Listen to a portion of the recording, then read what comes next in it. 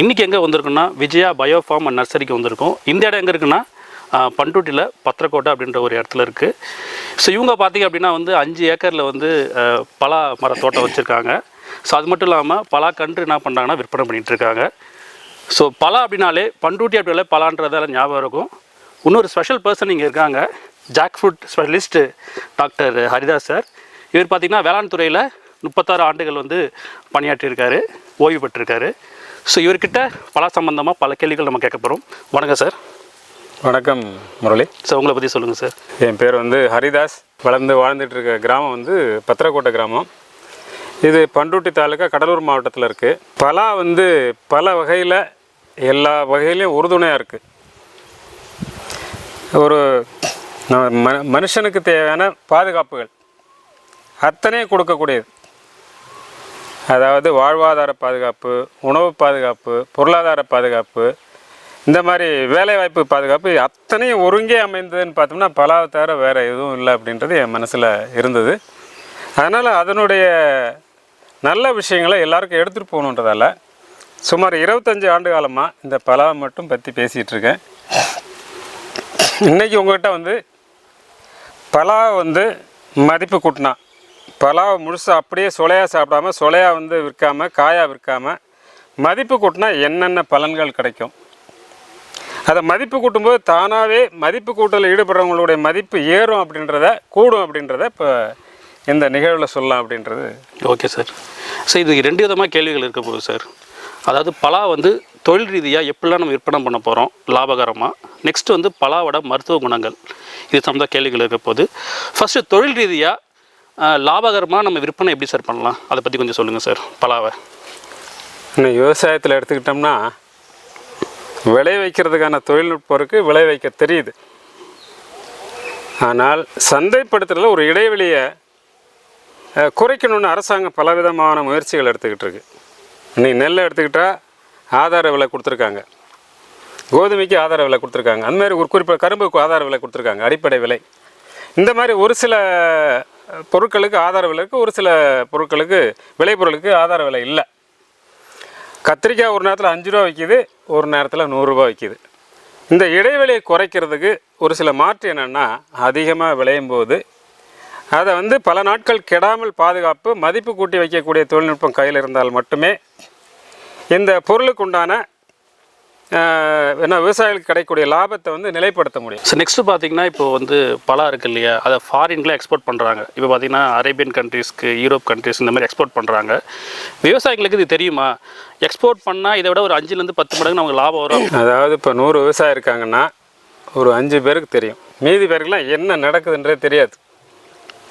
இன்றைக்கி இங்கே விற்கக்கூடிய இந்த பலாவினுடைய பிஞ்சாக இருந்தாலும் சரி, முழு பலாப்பழமாக இருந்தாலும் சரி, மதிப்பு கூட்டிய பொருளாக இருந்தாலும் சரி, இங்கே சந்தை பச்சை பலாவே துபாய்க்கோ, ஆஸ்திரேலியாவுக்கோ, ஜெர்மனிக்கோ, யூகே, இங்கிலாண்டுக்கோ, இல்லை எந்த அரேபியன் கண்ட்ரிஸ்க்கு போனாலும் சரி, அங்கே அதனுடைய விலை $6-7 என்றைக்குமே குறையாது. அப்போ 450 500 ரூபா பச்சை பலாவும் பச்சை பிஞ்சும் விலை விற்கிது. இங்கே ஒரு கிலோ விலை 50 ரூபாய்க்கு மேற்பட்டதில்லை, 30 ரூபாய்க்கு மேற்பட்டதில்லை. அப்போ கிட்டத்தட்ட 10-20 மடங்கு ஏற்றுமதி பண்ணால் கிடைக்குன்றது யாருக்கும் தெரியாது. இதை யார் கையில் எடுக்கிறாங்கன்னா ஒரு 1% மக்கள், அந்த நுணுக்கம் தெரிஞ்சவங்க, ஏற்றுமதி வாய்ப்பு உள்ளவங்க, ஏற்றுமதி தெரிஞ்சவங்க மட்டும் அனுபவிக்கிறாங்க. இந்த நுணுக்கத்தை விவசாய கூட்டமைப்புகள், உழவர் உற்பத்தியாளர் நிறுவனங்களை கையில் எடுத்து அப்படியே ஏற்றுமதி பண்ணலாம். 100 விதமான பண்டங்களாக மாற்றி ஏற்றுமதி பண்ணலாம். இதெல்லாம் தமிழ்நாட்டில் ஒரு பூஜ்ய நிலையில் இருக்குது. ஓகே. இதே அண்டை மாநிலமான கேரளாவில் எடுத்துக்கிட்டால் ஓராண்டுக்கு அவங்களுக்கு ஏற்றுமதியினுடைய மதிப்பு மட்டுமே 2000 கோடி. ஏன் அவங்க அதை கையில் எடுக்கிறாங்க அப்படின்னா, அங்கே இருக்கிற பலாவினுடைய சுவை ரொம்ப குறைவு. தமிழ்நாட்டில் இருக்கிறப்பட 2, 3, 4 மடங்கு மழை பெய்யறதால இனிப்பு கம்மியாக இருந்தாலும் சொலையாக சாப்பிட முடியாது. அங்கே கூழப்பலா உண்டு, நல்ல பலாவும் உண்டு. அவங்க கூழப்பலாவை அன்னைக்கே பழுத்த மறுநாளே பயன்படுத்தலாம், அது பாழாயிடும். அதனால் அது என்ன பண்ண, அந்த கூழை எடுத்து வேறு ஒரு பண்டமாக மதிப்பு கூட்டி வெளிநாட்டுக்கு ஏற்றுமதி பண்ணும்போது பாழாகும் அந்த பலா முழுவதும் பணமாக மாறுகிறது. மதிப்பு கூட்ட பொருள் அங்கே $10 வரைக்கும் போகுது. அப்போது நம்ம அந்த மதிப்பு கூட்டல்ன்ற நுணுக்கத்தை ஏன் தமிழ்நாட்டில் எடுத்துக்கல? இங்கே இருக்கிற அத்தனையும் டேபிள் பர்பஸ், அதாவது அந்த சொலையவே சாப்பிடக்கூடிய சுவை மிகுந்த சொலை, அப்போ வந்து எல்லாரும் என்ன பண்ணுறாங்க, மற்ற மாநிலங்களுக்கும் மற்ற நாட்டுக்கும் தமிழ்நாட்டினுடைய கடலூர் புதுக்கோட்டை மாவட்டத்திலேருந்து பண்ருட்டிலேருந்து ஏற்றுமை ஆதரவு மட்டும்தான் நம்ம பார்க்குறோம். மதிப்பு கூட்டுறதுக்கான சிந்தனையே எழாமல் இருக்குது. அதனால் மதிப்பு கூட்டினால் 10 மடங்கு லாபம் பெறலாம். இப்போ அந்த பலாவில் பார்த்தீங்கன்னா அந்த கொட்டை இருக்குல்ல சார், அதை பவுடர் பண்ணியே வந்து விற்பனை பண்ணுறாங்க. நான் வந்து ஆன்லைனில் அந்த ப்ரைஸ்லாம் பார்த்தேன். பார்த்தீங்கன்னா ஒரு கிலோவே வந்து 800-900 ருபீஸ் வந்து விற்பனை பண்ணுறாங்க. ஸோ இதெல்லாம் வந்து விவசாயிகளுக்கு தெரிஞ்சிச்சுன்னா கண்டிப்பாக வந்து அவங்க லாபம் வரலன்னு சொல்கிறாங்க இல்லையா? ஸோ இந்த மாதிரி ஒரு விஷயத்தை இப்போ வந்து பார்த்தீங்கன்னா ஃபஸ்ட்லாம் இன்டர்நெட் கனெக்ஷன் நமக்கு கிடையாது. இப்போ இன்டர்நெட் வந்துருச்சு, எல்லாருக்கையும் மொபைல் வந்துருச்சு இல்லையா? கண்டிப்பாக அவங்களுக்கு இந்த இன்ஃபர்மேஷன் தெரிஞ்சிருக்கும் இல்லையா? இன்னும் ஏன் வந்து எங்களுக்கு லாபம் கிடைக்கல அப்படின்றத சொல்லிட்டு இருக்காங்க. அதை பற்றி முயற்சி எடுத்துகிட்டு இருக்காங்களா, இல்லை அப்படியே தான் இருக்காங்களா? தமிழ்நாட்டில் மதிப்பு கூட்டுதல்ன்றது இது வரைக்கும் எனக்கு தெரிந்த அளவு ஒரு 4 பொருட்கள் தான் கையில் எடுத்திருக்காங்க. ஒன்று வந்து ரொம்ப சொற்பமாக ஐஸ்கிரீம்னா என்ன பண்ண போகிறாங்க, ஒரு 2 டன்னு ஒரு நாளைக்கு அந்த பழத்திலேருந்து அவங்க வந்து பழக்கூழ் எடுத்து ஐஸ்கிரீம் பண்ணுவாங்க. அது ஒரு பெரிய ஒரு என்ன சொல்கிறது, இப்போ நம்ம உற்பத்தியை அழிக்கக்கூடிய செலவு எடுத்துக்கக்கூடிய ஒரு பெரிய ஒரு நிறுவனமாக எடுத்துக்க முடியாது. ஐஸ்கிரீம் கம்பெனி எடுத்துக்கிட்டாங்க. அடுத்து எடுத்துக்கிட்டோம் ஒரு 2 பேர் பண்ருட்டியில் என்ன பண்ணுறாங்கன்னா, அந்த முக்கால் முத்திய பலாக்காயை எடுத்து அதை வந்து காய வச்சு அதிலேருந்து பவுட்ரு பண்ணி அந்த பவுடராக விற்கிறாங்க. அது வந்து மருந்தே உணவு. ஒரு நாளைக்கு 30 கிராம் சாப்பிடும்போது சர்க்கரை வியாதியஸ்தர் 3 மாதத்துலேருந்து 6 மாதம் சாப்பிட்டாங்கன்னா நீங்கள் சாப்பிடக்கூடிய மருந்தின் அளவு பாதியாக குறைக்கலாம். இது வந்து அந்த வியாதிக்கு உறுதுணையாக இருந்து வியாதியை குறைச்சி வியாதியை குணப்படுத்தவும் செய்யும். சரிங்களா? அதனால் மதிப்பு கூட்டினோம்னா ஒன்று வந்து உங்களுக்கு வந்து என்ன சொன்னால் ஐஸ்கிரீம், ரெண்டாவது வந்து சொலையோட மாவு, மூணாவது வந்து பழக்கூழை தயார் பண்ணுறது என்னென்னா ஆரம்பித்து குறைவான அளவில் தான் பண்ணிகிட்டு இருக்காங்க. சிப்ஸு பண்ணுறவங்க என்ன பண்ணுறாங்கன்னா ரொம்ப குறைவான அளவு. ஏன்னா இங்கே இருக்கிற பலாவினுடைய விலையும் அண்டை மாநிலத்தில் குறைவான விலையில் கேரளாவுக்கு கிடைக்கிறது போட்டி போட்டு செய்ய முடியாதல்ல, அந்த தொழிலை கையில் எடுக்கிறது கொஞ்சம் தயக்கமாக குறைவான அளவு தான் போயிட்டுருக்கு.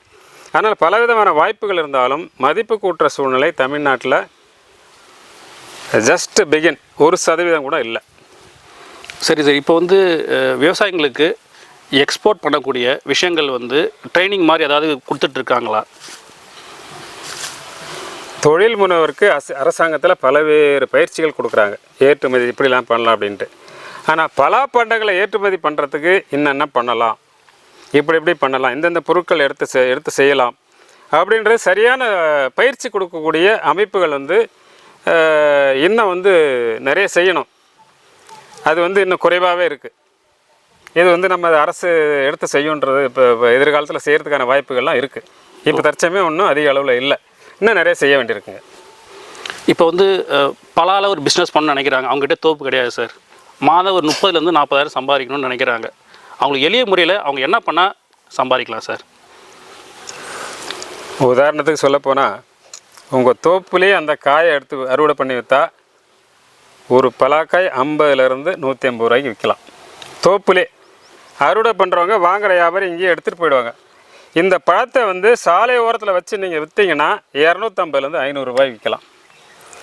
அதை வந்து நேரடியாக நாமளே வந்து பயனாளிக்கு கன்சியூமர் கொண்டு போய் சேர்த்தோம்னா ஒரு 3லேருந்து 4 பங்கு அப்படியே விற்கும்போது கிடைக்கும். ஒன்று, அதே வந்து ஒரு பலாக்காயை சொலையாக எடுத்து ஒரு கிலோ 100 ரூபாய்ன்னு விற்றோம்னா அந்த 150 ரூபா விற்கிறத 500 ரூபாய் விற்கலாம். அப்போ 3 மடங்கு சொலையாக எடுத்து விற்கிறதுக்கான உங்களுக்கு உண்டான ஊதியம் அதில் கிடைக்கும். அந்த சொலையை வந்து ஜூஸாக மாற்றி விற்கும்போது அந்த சர்க்கரை சேர்த்து நம்ம வந்து உடனடியாக குடிக்கக்கூடிய ஜூஸாக மாற்றி, அதாவது பானகமாக மாற்றி கொடுத்தோம்னா 1000 ரூபாய்க்கு பண்ணலாம். அப்போ ஒரு பலாவை 150 ரூபா விற்கிறத 500ஆகவும் மாற்றலாம், 1000ஆகவும் மாற்றலாம். அதையே அல்வாவை மாற்றணும், நெய் சேர்த்து அதை வந்து நம்ம அல்வா செஞ்சு விற்றோம்னா ஒரு 2 கிலோ அல்வா கிடச்சுன்னா அது 2000 ரூபா. அப்போ நம்ம உழைப்பு கூடுதலாக கொடுக்கும்போது ஒரு அந்த 150 ரூபாய் 10 மடங்காக பெருகிறதுக்கு வாய்ப்பு இருக்குது. அதாவது அப்படியே விற்கலாம், சொலையாக விற்கலாம், அல்வாவை மாற்றி விற்கலாம். இதையே வந்து பவுடராக மாற்றலாம். அதிகமாக விளையும் போது என்ன பண்ணுறோம், அதை காய வச்சு அது காய வைக்கிறதுக்கான அமைப்புகள்லாம் வேணும். அதாவது சூரிய உலர்த்தி இருக்குது, எலக்ட்ரிக்கல் ட்ரையர் இருக்குது, அதாவது மின் உலர்த்தி. இதெல்லாம் பயன்படுத்தும் போது வீணாகாமல் எடுத்து சேமித்து எப்போ நினைக்கும் போது பவுடராக மாற்றலாம். இதை வந்து யார் பண்ணுறாங்கன்னா கேரளாவில் வந்து ஒரு நாளைக்கு 15 லோடு சக்கைப்பழம், சக்கைக்காய், அதை வந்து பவுடராக்கி இன்றைக்கி இந்தியா முழுக்க உலகம் முழுக்க ஜாக் ஃப்ரூட் ஆட்டா, அதாவது 10லேருந்து 20% பலா மாவை வந்து கோதுமை மாவில் சேர்த்து இதை சாப்பிட்டாலே எந்த வியாதியும் வராது. குறிப்பாக வந்து சர்க்கரை வியாதியை லோயர் பண்ணும், பிபியை லோயர் பண்ணும், தோலுக்கு வந்து ஆரோக்கியம் கொடுக்கும், கண்ணுக்கு ஆரோக்கியம் கொடுக்கும். இப்படி ஒரு 10 வகையான உடல் உபாய ஓவரால் ஹெல்த் பெனிஃபிட்டை வந்து இந்த பலா கொடுக்கறதால அவர் வந்து அதை பெரிய அளவில் பண்ணிகிட்ருக்காரு. இந்த நிகழ்வு தமிழ்நாட்டில் இல்லை சார். இப்போ பார்த்தீங்கன்னா வந்து இப்போது பலாவில் நமக்கு வந்து பிஸ்னஸ் ஆப்பர்ச்சுனிட்டிஸ் வந்து நிறையா இருக்குது, நம்ம அதை யூஸ் பண்ணிக்கணும் இல்லை அப்படின்றீங்க? இல்லை. Okay sir. நெக்ஸ்ட்டு ஒரு நியூஸ் படித்தேன் நான். ஐசிஏஆர் இருக்காங்க, இந்தியன் இன்ஸ்டிடியூஷன் ஹார்டிகல்ச்சர் ரிசர்ச். அவங்களோட வெப்சைட்டில் ஒரு 3 ப்ராடக்ட் லான்ச் பண்ணியிருந்தாங்க ஜாக் ஃப்ரூட் யூஸ் பண்ணி. கூல்ட்ரிங்க்ஸ், சாக்லேட்டு, அப்புறம் வந்து பிஸ்கெட்டு. ஸோ அதை பற்றி கொஞ்சம் சொல்லுங்களேன். இன்றைக்கி இந்திய அளவில் காய்கறிகள் பழங்களுக்கு மிகச்சிறந்த முறையில் புதிய ரகங்களை கொடுத்துக்கிட்டே இருக்காங்க. வருஷத்துக்கு 10 ரகங்களை கொடுக்குறாங்க, வருஷத்துக்கு 10 தொழில்நுட்பம் கொடுக்குறாங்க, வருஷத்துக்கு ஒரு மதிப்பு கூட்டுதல் பற்றி பயிற்சி கொடுக்குறாங்க. அந்த பயிற்சி கொடுக்கறது மதிப்பு கூட்டுதல் குறிப்பிட்ட தொகை வசூல் பண்ணுறாங்க. அந்த மாதிரி ஒரு 5 பொருட்களுக்கு மேலே அவங்க வந்து ஃபார்முலா வந்து நமக்கு கொடுக்குறாங்க. எப்படி செய்யறது பயிற்சி கொடுக்குறாங்க 2 நாட்கள். அந்த பயிற்சி கொடுக்குறது ஒரு கட்டணம் வசூல் பண்ணிக்கிட்டு என்னென்ன பண்ணுறாங்கன்னா, பிஸ்கட் என்ன பண்ணலாம், பலாக்கொட்டையிலேருந்து பேக்கரி பிஸ்கட், பலாச்சோலையிலேருந்து பிஸ்கட்டு, பலாச்சோலையிலேருந்து ஜூஸு, பலாச்சோலையிலேருந்து சாக்லேட், இந்த மாதிரி இன்னும் 2-3 பண்டங்கள் இருக்குது. இதெல்லாம் செய்யறதுக்கான தொழில்நுட்ப பயிற்சி அங்கேயே கொடுத்துட்டு கட்டணம் வசூல் பண்ணிட்டுருக்காங்க. அந்த தொழில்நுட்பத்தை வச்சுட்டு தரமான பொருள் இந்தியாவில் உள்ள யார் வேணாலும் அந்த தொழில்நுட்பத்தை விலைக்கு வாங்கிக்கிட்டு சப்போர்ட்டட் பை ஐஏஹெச்ஆர் எசர்கட்டான்னு போட்டுக்கிட்டு நீங்கள் வந்து அதை வந்து விற்பனை கொண்டு போகலாம். ஆக இந்த மாதிரி வாய்ப்புகள் வந்து தமிழ்நாட்டிலையும் உருவாகணும். Okay sir. அந்த கூல்ட்ரிங்க்ஸ் கூட பார்த்தீங்கன்னா அதில் மென்ஷன் பண்ணியிருந்தாங்க, 1 கிலோ அந்த சொலையில் வந்து 3 லிட்டர் வரைக்கும் ஜூஸ் பண்ணலாம் அப்படின்னு சொல்லியிருக்காங்க. நமக்கு ஒரு ஜூஸே குடிச்சோன்னா ஒரு 50 ருபீஸ் ஆகும் சார், 50 to 60 ருபீஸ் ஆகும். பட் இது வந்து கொஞ்சம் ரீசனபிள் ப்ரைஸ் தான். டேஸ்ட் வைஸ் நீங்கள் குடிச்சிருக்கீங்களா சார்? ஜாக் ஃப்ரூட் ஜூஸ் குடிச்சிருக்கீங்களா? குடிச்சிரு. Okay sir. டேஸ்ட் ஜூஸ் வந்து நம்ம வீட்டிலே இப்போ தயார் பண்ணுறோம். கிட்டத்தட்ட ஒரு 100 பேருக்கு மேலே நம்ம தோட்டத்தில் வந்து மதிப்பு கூட்டுதல் பயிற்சி அவங்களுக்கு குறிப்பிட்ட தொகையை வசூல் பண்ணிவிட்டு அவங்களுக்கு ஒரே நாளில் 20க்கு மேற்பட்ட பண்டங்களை எப்படி செய்கிறதுன்னு நேரடியாக செஞ்சு காமிச்சு அவங்கள சுவைக்கவும் கொடுத்துட்டு அவங்களுக்கு சாம்பிளும் கொடுக்குறது ஒரு சந்தர்ப்பம் எனக்கு கிடச்சிது. Okay sir.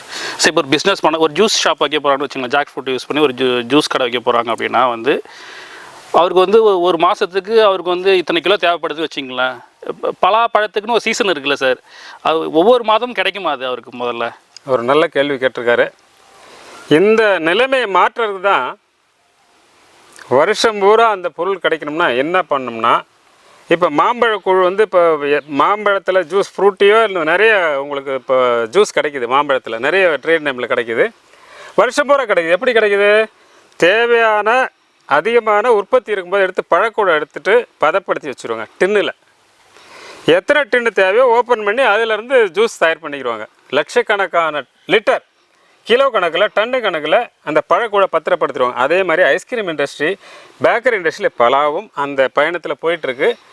அந்த பழக்கூழ் தயார் பண்ணுற நிறுவனங்கள் கர்நாடகா, கேரளாவில் நிறைய இருக்குது. அதுக்குண்டான இயந்திரங்கள் அங்கே இருக்குது. இங்கே வந்து நம்ம இன்னும் வந்து அந்த மாதிரி பழக்கூழ் தயார் பண்ணிட்டு நம்ம ஊருக்கு பக்கத்தில் ஒரு 5 கிலோமீட்டர் பக்கத்தில் அரசடிக்குப்பம் கிராமத்தில் ஒருத்தர் ஆரம்பிச்சிருக்காரு. தொழில் ரீதியாக ஆரம்பித்து பொருள்லாம் வந்து அட்வர்டைஸ்மெண்ட்லாம் கொடுத்துட்டு தற்போது வந்து தயாரிப்புகள் குறைவாக இருக்குது. மார்க்கெட்டிங்கில் அவங்க கொஞ்சம் சரியாக வெளியில் வரல. ஆக வந்து முனைப்பாக எடுத்து பண்ணுறாங்க. ஸோ இப்போ பலால் செய்யக்கூடிய பொருட்கள், அது உணவுப் பொருட்கள் எந்த ஊர்லேருந்து அதிகமாக வருது சார் நமக்கு? ஒரு நல்ல கேள்விங்க. பலா வந்து முழுமையாக பலவேஷ முத்துன்னு சொல்லலாம். அதாவது எத்தனை விதமாக வேணாலும் பண்ணக்கூடிய ஒரு முயற்சி பழக்கத்தில் உள்ளது கேரள மாநிலம். அவங்க ஒவ்வொரு வீட்லேயும் செஞ்சு சாப்பிட்றது இல்லாமல் அதை மதிப்பு கூட்டு பல நாடுகளுக்கு ஏற்றுமதி செய்யக்கூடியது இப்போ கேரள மாநிலம் தான். அதுக்கு அடுத்தபடியாக கர்நாடகா, தமிழ்நாட்டில் அந்த இதில் அந்த மாதிரி என்ன பொருட்கள்னு பார்த்தோம்னா அதிக அளவில் முதல்ல சிப்ஸ் தான் புழக்கத்தில் இருந்தது. அடுத்து வராட்டின்னு சொல்கிறது மைசூர் பாக்கு மாதிரி இருக்கிறது, அல்வா. அப்புறம் வந்து பப்படம்ன்றது நிறைய பேருக்கு தெரியாது. பப்படம் தயார் பண்ணுறது பப்பளம்னா அப்பளம் மாதிரி மொத்தமாக இருக்கிறது. அது என்ன அப்படின்னா, அந்த கேரள மாநிலத்தில் ஒரு எந்த விருந்துன்னு சொன்னாலும் சரி, சின்ன விருந்தாளி வந்தாலும் சரி, பப்படமும் பலாக்கறியும் இல்லைன்னா அது விருந்து இல்லை அப்படின்ற சூழல் இருக்குது. அந்த பப்படம் எப்படி தயார் பண்ணுறதுன்னா, அதை வந்து பச்சை பலாச்சோலையிலேருந்து கூழ் எடுத்து அதை வந்து பப்படமாக மாற்றி காய வச்சு அதை வச்சு சேமித்து வச்சுட்டா வருஷம் பூரா சாப்பிட்லாம். அந்த மாதிரி நூற்றுக்கணக்கான பண்டங்கள் வந்து எங்கே செய்கிறாங்கன்னா கேரளா மாநிலத்தில். Okay sir. அந்த என்னென்ன பண்ணுறாங்கன்ற ஒரு சிலதெல்லாம் பின்னாடி அப்புறம் தெளிவாக பேசுவோம். Okay sir. இப்போ வந்து பலாவில் வந்து என்னென்ன ஒரு உணவுப் பொருட்கள் செய்கிறாங்க ஒன் பை ஒன்னாக பார்க்கலாங்களா? பார்க்கலாங்க, போய் பார்க்கலாம். ஓகே சார், பார்க்கலாம். Okay sir. உங்களோட தகவல் வந்து ரொம்ப பயனுள்ளதாக இருந்தது எங்களுக்கு. சார் பார்த்தீங்க அப்படின்னா வந்து பலாக்கன்று வந்து விற்பனை பண்ணிகிட்டு இருக்காங்க. உங்களுக்கு வேணும் அப்படின்னா சாரோட நம்பர் நான் டிஸ்கிரிப்ஷனில் கொடுக்குறேன், கான்டாக்ட் பண்ணுங்கள். ரொம்ப நன்றி சார். நன்றி முரளி.